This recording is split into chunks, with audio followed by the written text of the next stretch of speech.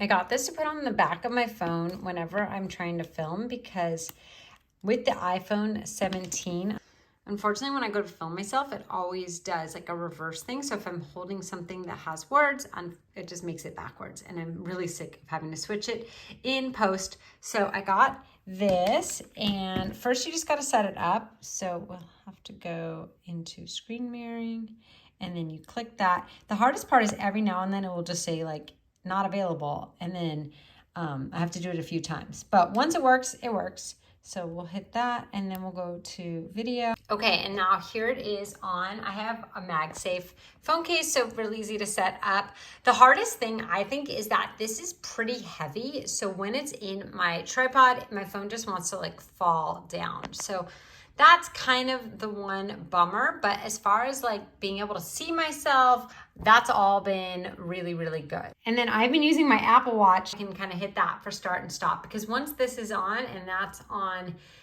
the back, it's really hard to like control anything. So it would be nice if the controls on the outside worked, but they don't, at least as far as I can tell.